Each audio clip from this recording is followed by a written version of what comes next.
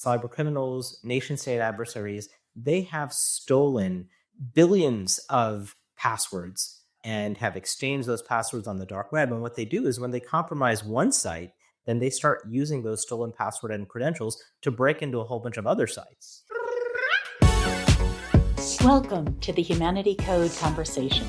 I'm Heidi Lorenzen, and today we'll explore another perspective on intentionally shaping the future with AI, where our technology amplifies our shared humanity rather than diminishes it. Today's guest is Neil Daswani, a leading authority on cybersecurity, addressing one of the most unsettling risks of the modern AI era. Neil's career artfully spans academia, industry, and entrepreneurship.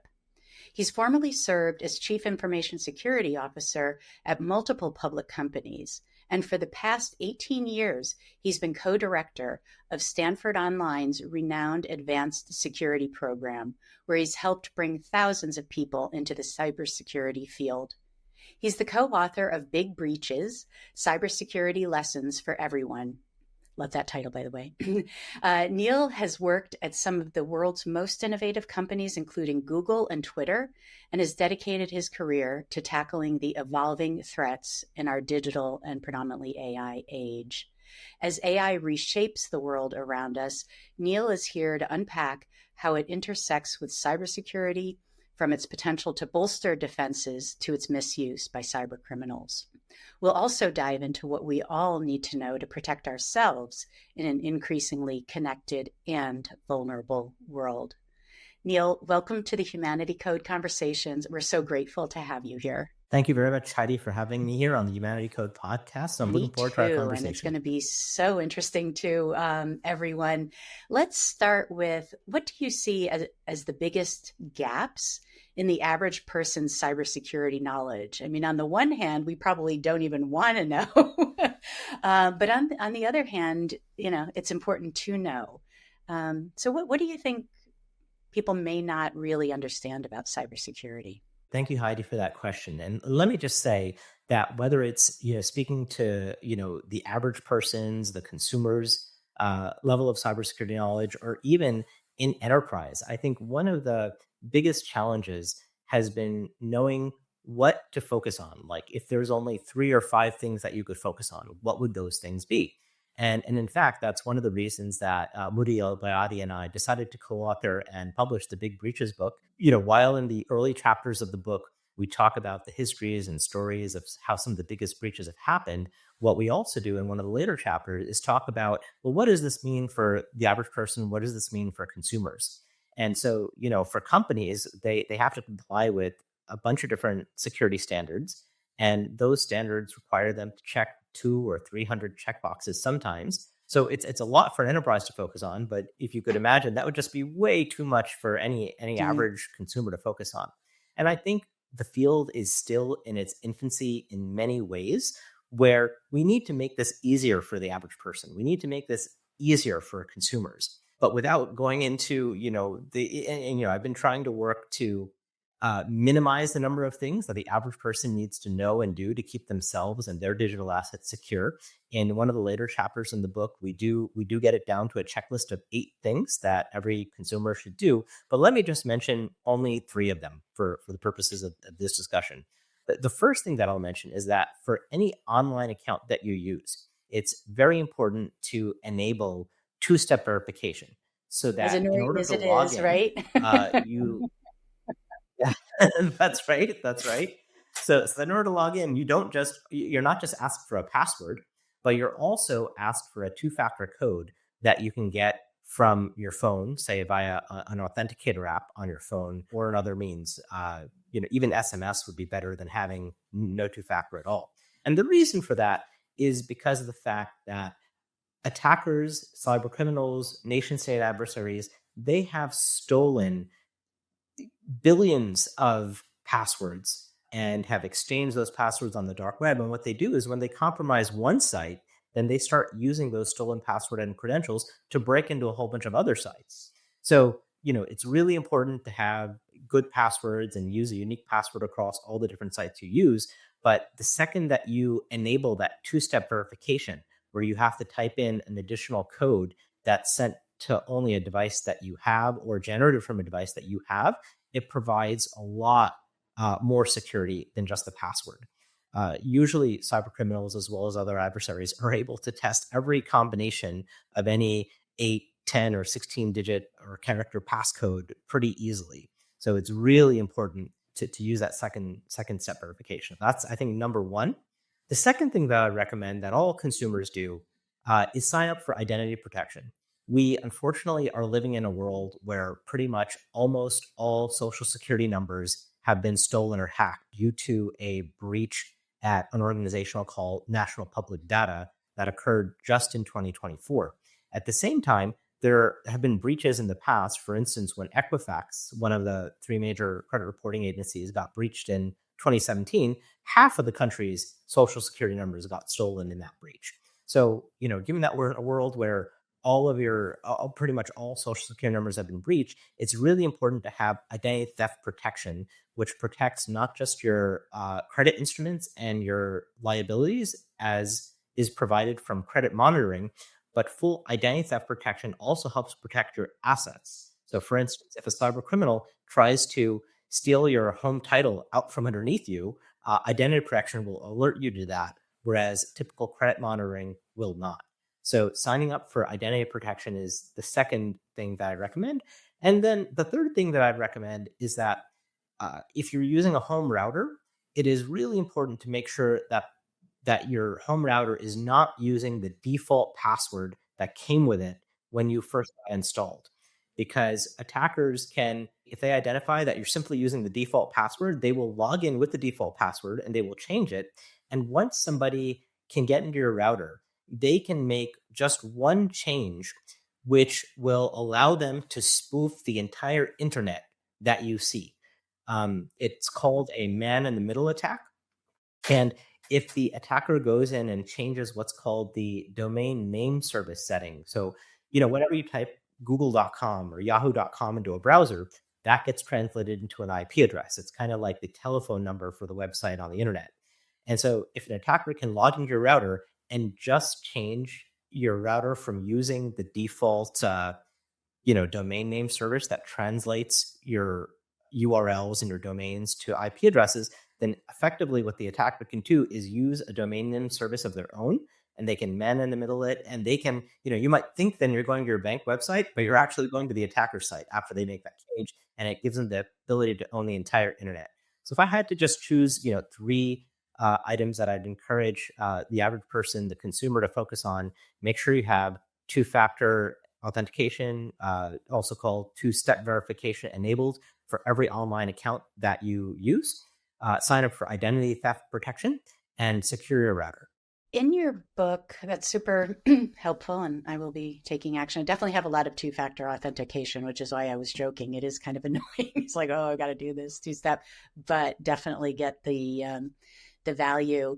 And your book, Big Breaches, you go through key lessons from significant corporate breaches. I'm curious to get inside the head a bit about cyber criminals and just understand them more. What is driving them? How much of it is nation state versus individual bad actors? If you could just talk a little bit more about who these attackers are.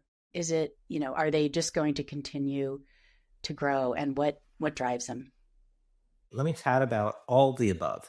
So if we go back to the 1980s and 1990s, right, most of the internet security threats and network security threats at the time came from amateurs. They would write software, they would write malicious software, they would write worms, which once they would infect one computer, it would just propagate to another computer. And so those of us that have been around for some time may have heard of Code Red, Nimda, SQL Slammer. Like, these worms used to come out, and they used to just, then infect every computer that is in your network, or they'd then propagate to everybody in your address book, for instance. And those attacks, were mostly done by amateurs, mostly to make a name for themselves, right? If we look at the earliest worm, the Morris worm that was done by a graduate student, the intention was not to cause that kind of an outage and that kind of a problem.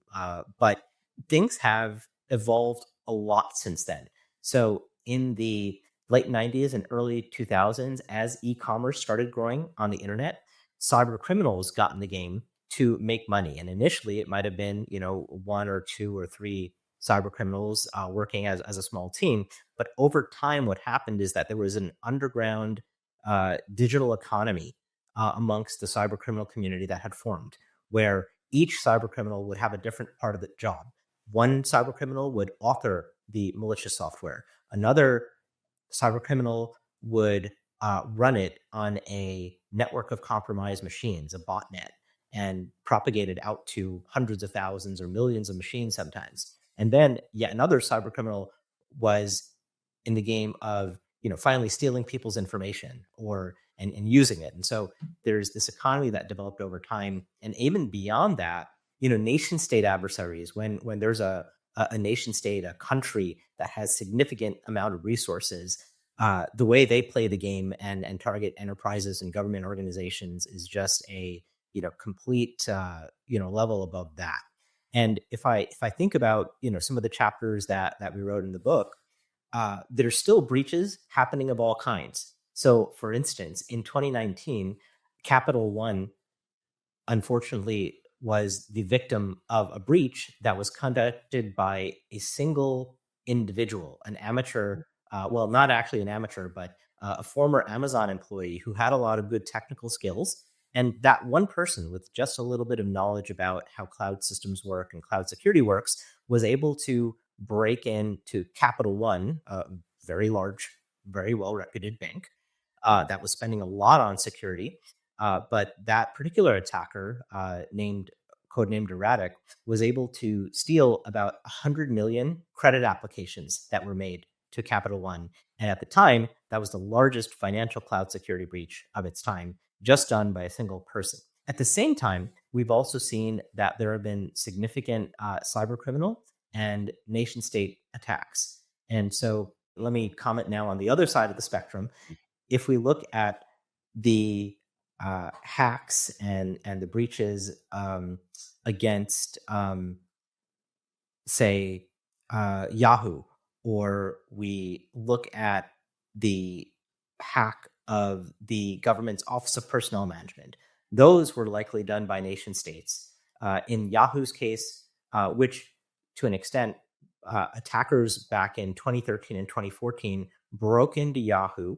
They were able to conduct a compromise in which they were able to log into any of the 3 billion Yahoo email accounts at will, only knowing the username, not even knowing the password. And the way that happened is that there were 4 Russian attackers, 2 ex-FSB agents. For those that haven't heard of the SSB, it's just the new KGB. So there were 4 Russian hackers that conducted that attack. And what they did is they figured out how Yahoo, generates the cookies that allow you to authenticate to websites. Once they were able to do that, they were able to log in as any of those 3 billion users. So that's on the nation state side. And then actually, if I was to comment on, the cyber criminal side as well, there have been a bunch of those. The attacks there are usually to make money. And if I was to choose one example, actually, that happened after we published the book, when the Colonial Oil Pipeline was hacked in 2021, the attackers there were also Russian, but it was a Russian cyber criminal gang. They broke into Colonial Oil Pipeline. They were able to do so using a password that they stole off of the dark web, probably for some employee's personal account. But that employee might have been using the same password for their corporate systems at Colonial Oil Pipeline. So that's how the attacker was able to get in. And once the attacker was able to get in, they planted what's called ransomware. It's a type of malicious software in which once it runs on your machine, it will encrypt all your data, and it will encrypt all the data with an encryption key that's only known to the attacker, thereby making your data inaccessible to you. And they basically say, you have to pay us X dollars if you want to be able to get access to your data again. They hold your data hostage. Now, in the case of Colonial Oil Pipeline, when it was identified that the attackers were Russian actually, and there was an oil pipeline at the receiving end of it. There was a bit of concern across many politicians that this might be the start of a cyber war. What happened is that that Russian cybercriminal gang came out and they basically said, okay, we are requesting 4.4 billion dollars in ransom, but by the way, we're just a cyber criminal gang. We're just out here to make money. They clarified that they are not part of the Russian government for a whole bunch of reasons, Release at right? one level You for could imagine sure. that the Yeah. reaction, that's right. You could imagine that the reaction would have been very, very, very serious, and it would have been an act of cyber war. But in any case, the CEO had to make the call to shut down a whole bunch of systems at Colonial Oil Pipeline. Obviously, in an oil pipeline, you've got human safety at stake, and in order, if you don't own your systems and you don't control them, you just don't know what the attacker could do, either explicitly or even by mistake. So they had to shut down the oil pipeline. They were not able to restore from backup systems within a week. And so the CEO made a call to pay the $4.4 million. They paid it in Bitcoin. And a lot of people think, by the way, that Bitcoin is anonymous and untraceable and all of that. The FBI went in, they found the Russian cybercriminals' wallets. They got back 4 million of the 4.4 million. And so that's an example of a cyber criminal out to make money. But the FBI wanted to make sure that we did set a precedent that, if people pay these things and it works, they'll be able to just keep doing this, right? And there have been a lot of ransomware attacks. A lot of people had made ransom payments. But hopefully that spans amateur attackers, nation state adversaries, and cyber criminals right in How has between as well. AI upped the ante on cybersecurity risk? There's a lot of different ways that AI has upped the ante. And so, first of all, let me mention that, by the way, AI has been used in the cybersecurity field for the past 2 decades. It's been used to detect email spam. It's been used to detect malware, upon first observation of some new malware sample. So AI has been getting used for defense for a long time. I think what's happened in the past 2 years, though, is that with the launch of ChatGPT 3.5 in November 22, it had always been the case that cyber criminals and nation state adversaries were pretty good at creating, for instance, like phishing messages that would dupe people and socially engineer them and trick them into providing their credentials to a imposter website, or getting them to click on an attachment to the email. And for those of us that have gotten these suspicious messages, we've been relying on things like, oh my God, is the grammar correct or is it off? What looks or feels a little bit funny about this message?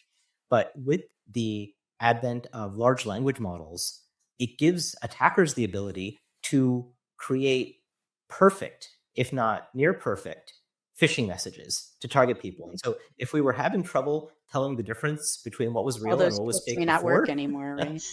Yeah. yeah, now even more so, right? You put AI in the hands of the attackers, and they're able to generate perfect phishing messages. By the way, LLMs can be used to generate code, just like they can be used to generate text. And so you can create malware or malicious software with LLMs. And so it'll also gives the cyber criminals the ability to generate malware more efficiently.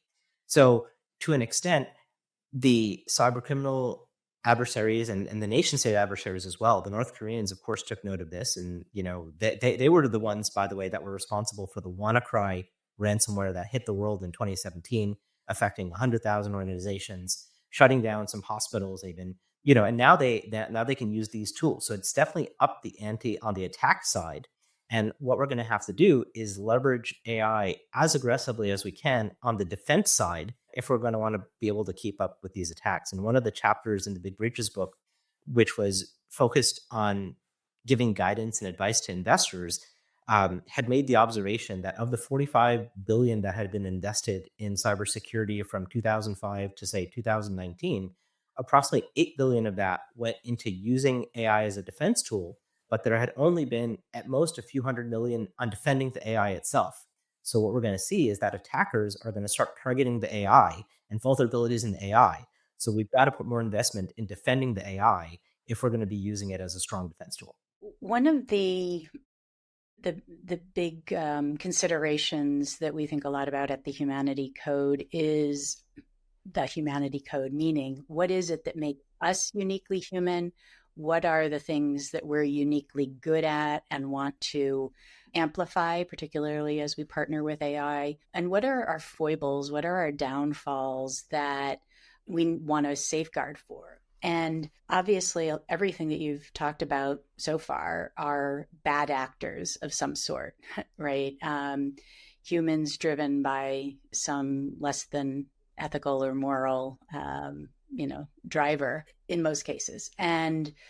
And yet most people are, or many people are, just afraid of AI full stop. And again, as you said, particularly since it's now, front and center to everybody, it's in everybody's hands since generative AI was introduced 2 years ago. Where do you fall? What on that spectrum of what's the bigger problem, the bad actors or the technology? Wonderful question, Heidi. Wonderful question. Let me first start by saying that I think there is so much immense benefit that can be harnessed from AI. The Nobel Prize in Chemistry was given to the inventors of AlphaFold, which came out of Google DeepMind, for being able to help predict 3D protein structures. And that kind of advancement can be used to help in drug discovery and build better understanding of how proteins and how bodies work. I believe that there's going to be a huge number of benefits to AI over the coming decades. I don't think there's anything inherently bad about the tech itself. I think just like many other technologies, it could be used for good, it could be used for bad. And at the heart of it, I think it's the bad actors that should be feared the most. Now, of course, with all of the advancements in AI, when those advancements, when those new AI tools can be used by the bad actors, it allows them to amplify their ability to attack in ways that have not been possible before. And so I wouldn't necessarily say blame the tech or look at AI as good or bad inherently. In fact, I think that there's so many more benefits that can come to society through our proper, responsible, and ethical use of AI. There's also challenges, just as is the case with atomic and nuclear weapons. That stuff falls into the wrong hands. It allows the bad actor to amplify what they can do. I think the same is true of AI.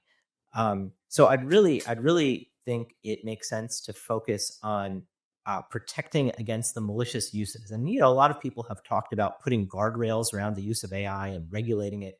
That makes a lot of sense. But the one thing that we also need to keep in mind is that attackers can build their own AI that is not constrained by any of those guardrails or any of those regulations. They can build their own LLMs. They can build their own models.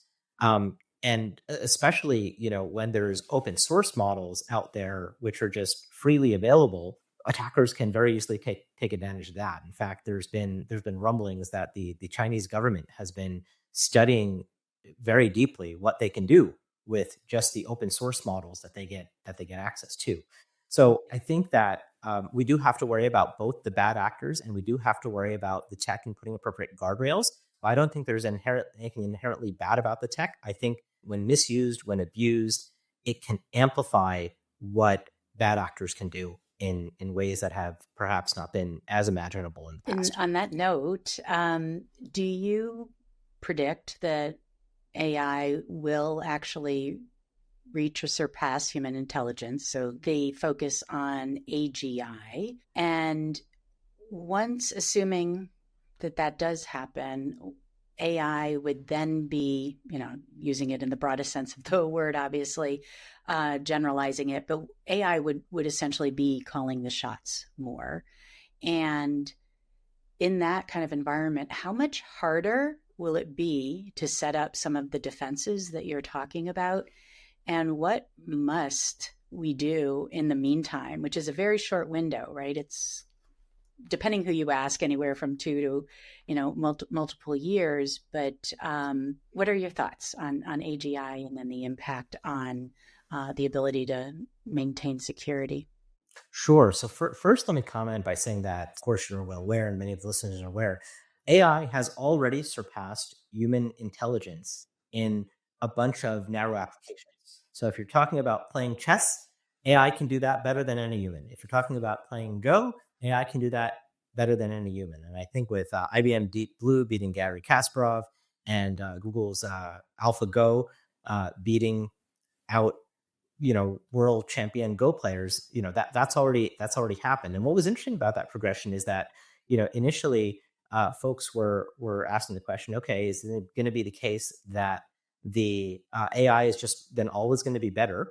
And there was a progression where then Gary Kasparov started working with AI a lot more and helped improve it further.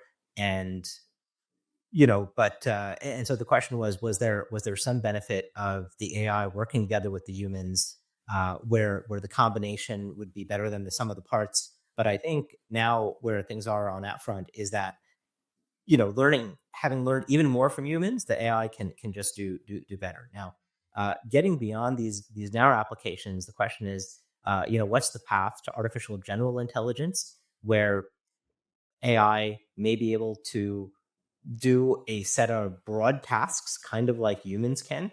It is unclear to me as to when AGI will happen, or will not. I think that there are some people in the industry that are very pro. You listen to the Sam Altmans of the world, and they think that it's going to be here within thousands of days. I think he said 1,000, right? I think, by the way, I think he said what's 1,000, that, right? Heidi? Yeah. Yeah. And so there's a lot of challenges here. First, one challenge is, how do we even test whether or not we believe a system has achieved Right. artificial general intelligence? I think there needs to be more science around that. There is a model where there's like 5 levels defined, and I think most recently Sam Altman has said, okay, we believe we're at level 2, but we're not at level 5 yet. I think that we've got to have more objective tests. I think that to an extent, Alan Turing's Turing test, in which you could put a computer behind one curtain, you put a human behind the other curtain, you get some human moderator to ask questions of both, and can you tell what's the difference between the human and the computer? And the original thinking behind that is that if after some amount of time you can't tell the difference between the two, you might as well just call the computer intelligent, because it was able to fool you well enough. I think there are some tasks where we can say that AI is already winning on in the Turing test, but not in other areas. I think that we've got to define more tests, more benchmarks. It's hard to characterize something like intelligence. I think if we just look at the progression of AI over decades, there have been boom and bust cycles before. I think this is definitely the biggest, boom and potentially hype cycle that we've ever seen. But it'll be interesting. I do think that the hardest things to replicate are human judgment, subjectivity, and it'll be interesting to see. First of all, how do we test for whether or not something is a good judgment, right? I think even amongst biological humans, right? Even looking at biological intelligence, it's sometimes hard to, like. By the way, not every human has common sense, even though we think that should be common. One would probably feel that not all humans have the best judgment, right? So this is a very, I think, gray area, and so I think it's important to just take this very, very scientifically, very mindfully, one step at a time, to get more objective about what we call intelligence, what we call general intelligence versus not. And then with regards to the security implications, well, happy to chat about that in a lot more detail. I know when we were kind of gearing up to do the podcast, there were questions about Yeah. nuclear weapons and all kinds of things. Yeah, that's Happy to exactly chat where I about did that want as to take well. it, because, regardless of whether it's AGI or whatever it is, there is already AI based decision making happening, right? In hiring, for example. And there was the infamous Amazon hiring debacle, where they just had to stop leveraging it in their hiring process because it was optimizing for a very non-diverse hiring. So, AI, there is already AI-based decision making happening, and that concerns people, because what are the safeguards that we can put in place or need to have in place, if we don't already, to ensure that as AI starts making decisions, how can we ensure it's going to make the right ones, knowing that we don't always make the right decisions? So, to your point, nuclear weapons probably being one of the most obvious and biggest concerns. So actually, I want to also just take a step back and say, maybe we should question this assumption as to whether or not AI should be allowed to make decisions. Because as humans, when we make decisions, one of the important parts of decision making is accountability. And if a human makes a bad decision, well, I can fire them, and there's some repercussions. Now we know that software companies traditionally have not been very good around taking on liability, including for things like security, for just generally in the field. Various companies in the industry are working to get better and better on that, right? But can I fire the software? What's the implication, right? And so, as somebody who's also been a leader in many companies, I feel that accountability is important. I think that using AI as an assistant to help aid a human in making decisions, that sounds very reasonable. But we've got to be very, very careful about letting AI actually make the decisions at the end of the day. You cited a couple examples already, right? So when various machine learning and AI models were trained on, say, being able to do a whole bunch of screening of resumes and trying to figure out who you should even interview, right? When Amazon tried that, what happened is that the systems were learning that actually, from a pure algorithmic perspective, they believed that the successful hires would be more likely to be male. And even if that happened to be true just based on very quantitative data, we have to ask ourselves as a society, is that the right thing? Is that the direction we want to go? Right.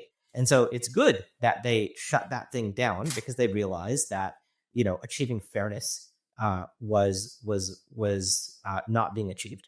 I think also explainability in AI systems is very important. Describe what that means for people. Sure. And so when an AI system makes a recommendation, one of the things that any good human might do is ask the system, okay, why did you recommend that? Why do you think that's the right way to go? And if the system cannot explain why, that is a big disadvantage, right? I think that, if you look at the structure of a neural network as it exists without getting too technical, once it's trained on a whole bunch of data, and then you start using it to even figure out like what's the contents in an image, the model often cannot explain why it thinks this is a cat or a dog or something else. And I think it's going to be important to continue building on algorithms. And if you look at even just the large language models that Anthropic and OpenAI have put out there, one of the areas where they have done better is citing sources for what they're outputting, so that you can understand why it's saying the thing that it's saying, and you can understand whether or not that thing might be a hallucination, something that the AI just kind of like made up because it didn't have enough data or for some other source. By the way, a lot of these large language models have been trained on the corpus of the entire web. And as we know, not all documents on the web are correct. And so as a result, the models sometimes, in part due to that, in part due to other reasons, spit out answers that are just not correct. So I am of the mind that we should be very conservative before we allow AI to decide anything. And I think with regards to questions around, oh boy, I think most people are on board with, okay, we should not let AI control nuclear weapons, for instance. There should be no button that an AI can press to decide to do that, and that's pretty clear. So it's in the military, you keep certain systems air gapped and separated. The networks are not even connected. And while I think it's unlikely that AI is going to blow up the world, due to deployment of nuclear missiles and launches of them, I think it might be more likely that we have to look at, for the people that are able to press the button. Of course, it's not a physical button, right? But but basically, if the president or somebody makes a decision, hey, I think we should launch a nuclear weapon, right? We have to look at, okay, what are they influenced by when they make that decision? I think when we look at, even if we look at YouTube, for instance, which is a wonderful service, to an extent, I think the YouTube recommendation engine has gotten so good that I've come to start trusting its recommendations. And so whether it's YouTube or whether it's the news that you're seeing on the internet, the decision makers can very easily be influenced by AI, and that may be happening already in a more subtle way than actually like hitting the button on any decision. Given that that's the case, I will mention that to an extent, a lot of these things have been thought about in the past. I mean, back in 1975, there was a scientist who developed the Biba integrity model that was used within the Department of Defense, and the whole idea there is not to worry about confidentiality and protecting data, but think more about what does the president see, what is the information that the president even sees? Let's make sure that the information that the president sees is as high integrity as possible. And so, as you go through a military chain of command, or even in the chain of command in an enterprise, one ideal way to structure that is so that only the highest integrity information flows to the top and gets vetted and even more vetted as it gets closer to the top decision makers. We want to make sure that the information that we're feeding them is right. Now, I think from a practical perspective, while that model was developed by the Department of Defense and started getting used in 1975 and thereafterwards, a lot of presidents watch the news. But if a mindful president watches the news, they should do so with the understanding that that information may not be as high integrity as what comes through the chain of command, where there's vetting of the information at every level and the quality of the information gets better and better and better. So to an extent, part of me sometimes wonders, how do we go back to a world where the authenticity of information and the integrity of information is considered important, and that we be mindful, we pay attention to only the highest integrity information and let ourselves be influenced by that when we make How do decisions. you feel overall about the state of cybersecurity? Let's say, you've been sharing things that we can do, things that companies can do, things that nation states should do. How, if you were to put a report card on what everybody's doing to make sure that we're safe, how do you feel? I will say overall that I think we can be doing a lot better. If we just look at some of the data and the stats of over the past 20 years, how many data breaches have occurred?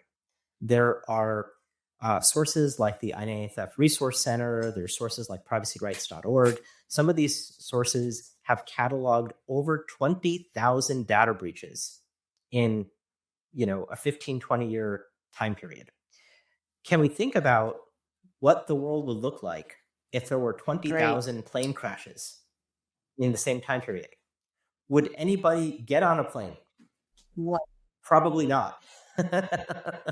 Right? Now, in the world of the internet and information security, we're all getting on the plane every single day, and there just continues to be more and more accidents. I think one of the big differences is when there's a plane crash, like people definitely die, right? But when there is a data security breach, no one's dying, or if there is any dying that occurs, it's indirect, like as in the case of the WannaCry incident when hospitals couldn't service their patients and stuff like this. And so the problem with that is whenever there was a plane crash, the FAA goes in, there's a big forensic analysis, and whatever is learned is made completely public. While California passed the first data breach notification law back in 2003, which required that companies inform a state attorney general when someone's name and some sensitive information about themselves got compromised, it's great that we have all these laws that say, okay, you have to inform the state or some part of the government, and they may disclose some information. There is no part of those laws that say, well, there should be a forensic analysis investigation. We should understand what's the root cause. We should dive into what those root causes are. We should share that information with everybody in the world so that everybody can get better and safer.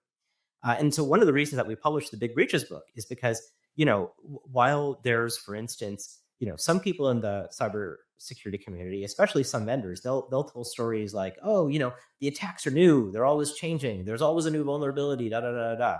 It turns out that there's really just 5 or 6 technical root causes at the heart of all of these things. account takeovers, malware, software vulnerabilities, unencrypted data, third-party compromise, and maybe inadvertent employee mistakes separate from phishing and account takeovers. And it's the same things over and over and over again that have been responsible for these breaches. If there was a law that said, look, you've got to do that forensic investigation, you've got to publish the root cause, everyone's got to benefit from it, well, my guess is the world would be in a lot better of a place. But unfortunately, we're not there. So one of the reasons that I've been excited about bringing more people in the field is because there also are not enough defenders to fight against the attacker. We're outmanned and we're outgunned. We need more people entering the field. And we could also benefit from potentially more regulation because, if private industry and commercial industry said, hey, or we should be able to self-regulate, I think with the amount of data that's been gathered thus far, I think it's pretty clear to see that self-regulation has not worked. And even with all the regulations that are in place thus far, we're still not over the hump. So we haven't secured the world from all these data breaches that have been happening already, right? Just based on these common root causes. And now, by the way, attackers are being given AI tools or taking AI tools, right? And it's just going to get worse in terms of telling what's real versus telling what's fake. There's going to be more automation that the attackers are also going to rely on. We've got a lot of work to do to get to a state where we can have better assurances around security and What safety. else is it going to take, beyond regulation? And you're saying, self-regulation isn't working very well. Is more education key? What do you think are some of the other steps that we need to be taking right now? I'm, of course, a very, very big fan of education. And let me mention that, there are a lot of different compliance standards out there.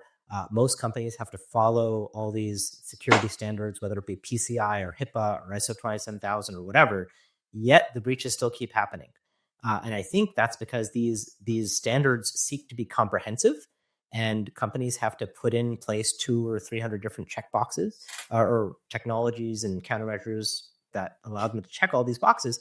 But we haven't been focusing on the root causes that have been resulting in the data breaches. Out of those 200 or 300 things, maybe we should be focusing on the top 5 or 6 or 10 or something like that if we're going to have more success. So I do think that the way in which we do compliance, the way we do it, in which we do regulation, I think there's got to be iteration and evolution there. But I also do think education is part of it. If you ask the average CEO why a company gets breached, or even the average CISO why a company gets breached, will they be able to name the top 5 or 6 root causes like off the top of their head? There's different organizations. If you look at the government's CISA, the Center for Infrastructure Security, and I forget what it stands for, but bottom line, there is a lot of these issues are happening because of vulnerabilities in software at the very core of it. And then if you peel the onion a little bit, there's different ways in which the software is getting abused and exploited. I do think education is part of it. We need to educate and create more awareness about what's actually going on and how bad things really are. We need to create that awareness. And then we need to educate more people around what kind of defenses have to be put in place. And that's at all levels. I'm a big fan of education. I'm in, part of me is an educator by profession. And I think we need to train more of an army, if you will. I think also just training people to come in the cybersecurity field in and of itself is not going to solve the problem. We need support from so many other different parts of an organization: IT, legal, HR. It's got to become embedded into our DNA as a society. I think we've got to absorb all of this. We've got to make security. The way to think about security is it's a type of quality, and we've got to build the characteristic of security into our DNA as a culture. Otherwise, I am not sure that we'll be able to just give everyone a checklist of 5 or 7 things, and if they just do these things, everything. Yeah, and everything on that note, just this past week, there was an announcement that Perplexity, one of the big models, acquired Carbon, which will allow Perplexity to read more of our personal data, which on the one hand will be, it super convenient, right? You have an AI assistant that's handling scheduling, reading documents, emails, calendaring, whatever, wherever they go with it, But that also triggered for me, this brings on a whole other level of security considerations. It really does come back to the individual. What are your thoughts on that? So overall, with regards to being able to take advantage of all the benefits of AI, I think it was a great move for Perplexity to acquire Carbon and get these capabilities. I think so long as from a everyday consumer perspective, these services are opt in, where the human user has to explicitly say, "Yes, I want to allow this." I think that's a okay. My hope also is that whether it's Perplexity or OpenAI or Anthropic or Cohere, all these AI companies, I hope that they invest in building strong information security teams for all kinds of reasons. First of all, they've got to protect their models. If the Chinese government uh, is able to hack in and affect their training data or change the weights in some of these models to achieve goals of their own, we've got to know when that happens. We've got to be able to kick them out, and we've got to be able to detect what the impact has been. So there's a lot of issues just in protecting the models themselves. There has been a lot of data theft and leakage of models. I mean, just from a pure financial perspective, if you can steal an AI model, right, just steal a few terabytes of weights, you just stole the equivalent of, I don't know, $100 million. If it took $100 million to train that model. So that's got to be protected against. And then with all of the user data, it is really important that that privacy be part of the fabric of how the data is being used. For instance, ideally, you want it to be the case that when these models are trained, if there's a model that's trained with just my personal data, I don't want that to get commingled and used with other user data for that model making conclusions, because then what that model is telling other people may depend on my personal information. It could end up leaking personal things about me. So I think it's overall good, and I think there's a lot of benefits that can be harnessed by doing this in the right way, in a user permissioned way. But there's a lot of defenses and countermeasures that have got to be invested in. And one of my biggest concerns is that if we look at the development of the internet and the commercialization of the web, to an extent, a lot of the security was added after the fact and after it's too late. And we're now in a mode where there's just still breach happening after breach. Trying to clean this up afterwards is very hard. So I was glad, for instance, to see, like, if you look at the founders of Anthropic, right? They left OpenAI because they wanted to focus on building systems that were more safe. I think the same needs to happen for security potentially, or that the safety efforts and the security efforts be very interlinked. And it's definitely a challenge. On one hand, we want to have progress that's as fast as possible. On the other hand, we want to have systems that are safe and secure. And there's a lot of things to keep in mind on how to do that. I don't think that a move fast and break things approach is necessarily the best approach, but that's an approach that's been very successful in industry. And actually, if we go back a little bit to an extent, if we look at the development of AI, even the decision for researchers to train large language models on all the data on the web instead of just correct data, which And now AI it's researchers now had it's done, training like on to an extent, data it's that led to LLMs are putting out, right? Which some of which are hallucinations. the traditional approach was only trained on correct data, but that wasn't leading to fast enough advancement in the field. And so there's this trade off of advancement in the field versus doing it safely and securely. And so the question is, what's the right speed? What's the right way? I mean, this is a good debate that I think the industry needs to continue to have. But now things are starting to get serious. There have been some breaches of AI systems already, not quite as big as the ones talked about in the breaches book, but if we don't want them to become worse, I think it's going to be important for a lot of companies to take action As now. we wrap up our time, I want to bring it back a little to the human element, and particularly you and your own experiences. You once famously hacked a grading system in graduate school. What did that, or maybe infamously, what did that experience teach you about the balance between curiosity, ethics, accountability, et cetera, in cybersecurity? Well, first, kudos to you on doing your research. Is that a breach? Back when I was in graduate school, um, back when I was in graduate school, there was a professor that had developed a new grading system for his class, and I had identified a vulnerability. I was curious about it. I wasn't quite sure as to whether or not I had successfully hacked it. So I made a change. I thought I had hacked into the administrator's account, and so I changed the administrator's password, and it turned out it actually worked and locked out the administrator and gave me full administrative access. You could imagine that the professor for that class was very upset. I could have potentially gotten kicked out of school. My advisor came to my defense. I was glad that I CC'd him on the emails that I sent to the professor, but he had my back. I think that some of my key learnings from that experience is that it is important to foster curiosity and learn from it, but you've got to do it in a very responsible way. So, first, if I had to do that over again, I should have emailed the professor and said, "Hey, I think I'm hypothesizing there's a vulnerability in your system, but I'm not quite sure." And I should have asked for permission before I tried it. And I should not have tried it against the quote unquote production system that he was running with the live data for the students' grades in their classes.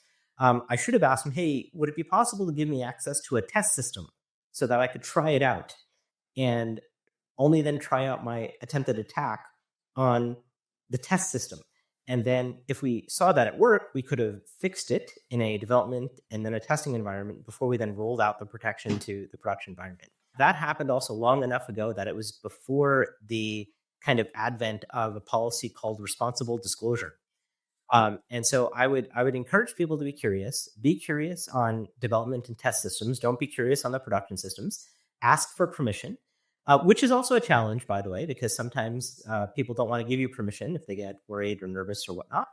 But I do think it is important to work together with the owners of the system to responsibly and one step at a time first test for the vulnerability before attempting to Brilliant. exercise it. On one hand, you should have gotten an A just for your success at doing that. On the other, all the things you said. Um, Final question, quick question. We at the Humanity Code often encourage people to be the prompt to shaping a better, safer future with AI. You've shared many things, but what's the one thing that you would encourage everyone do to be that prompt to ensure that that we stay safe? If I had to try to answer that very quickly, I would say to take a trust but verify approach. Don't blindly trust any system, whether it's an AI system or not. If you do decide to place some level of trust in it, you've got to verify the results. And I think that when we think about the most important things in life, whether it be our health, whether it be our family, whether it be our finances, whatever it happens to be, we've really got to be very careful about being both influenced as well as potentially relying on these systems before we let it start influencing decisions that we make. Beautiful. Thank you so much, Neil, for sharing your expertise with us in an area that I know many, many are concerned about and we don't know enough about. You've enlightened us on a lot. And more importantly, I want to thank you kind of on behalf of everybody for all the work that you're doing to keep us safe and bringing more people into the cybersecurity fold so that we do have more defense. Thank you so much. Thank you, Heidi. Happy to be of service.